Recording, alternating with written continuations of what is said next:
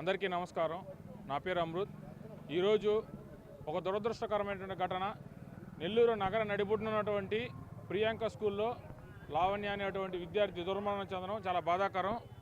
ఈరోజు ప్రతి నెలలో ఈ 2025 సంవత్సరం ప్రారంభించినప్పటి నుంచి చివరి నెల డిసెంబర్ నెలలో ఉన్నాం.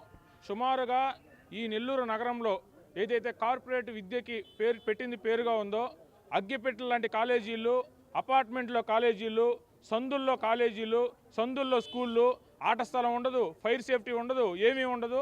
ఇటువంటి కళాశాలలు, ఇటువంటి స్కూళ్ళకి అనుమతులు ఇచ్చి ఈ యొక్క సందుల్లో గొంతుల్లో కాలేజీ నడపడానికి ఎవరైతే జిల్లాలో ఉన్న విద్యాశాఖ అధికారులు ఎవరైతే నిమ్మక నీరెత్తినట్టున్నారో ఆ అధికారులందరూ కూడా ఈరోజు కనీసం ఒక కాలేజీ కంటే ఏంది దానికి అనుమతులు ఎలా ఇవ్వాలనేటువంటి కనీస నియమ నిబంధనలు పాటించకుండా ఈరోజు వాళ్ళకి అనుమతులు మంజూరు చేయడం.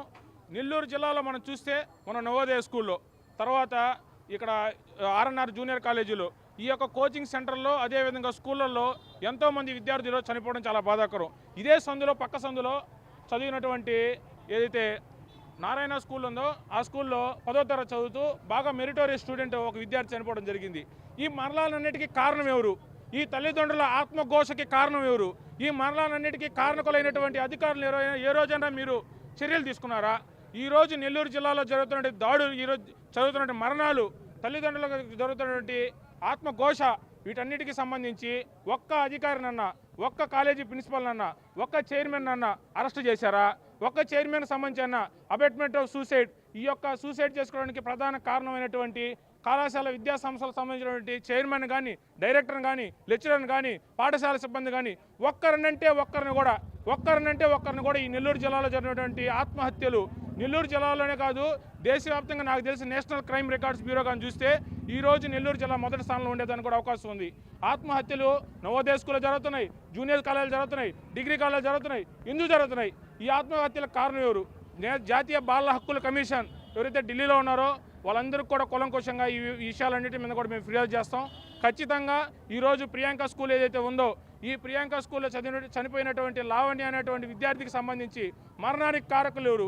ఈ మరణానికి సంబంధించి వెనకాల ఎవరెవరు దీనికి పాత్ర పోషించారు? ఈ యొక్క తల్లిదండ్రులు చెప్తున్నటువంటి సమాచారం మేరకు ప్రిన్సిపాల్కి తెలియజేస్తే ప్రిన్సిపాల్కి నిమ్మక నీరెత్తినట్టు వాళ్ళ మీద ఎటువంటి యాక్షన్ తీసుకోలేదంటున్నారు.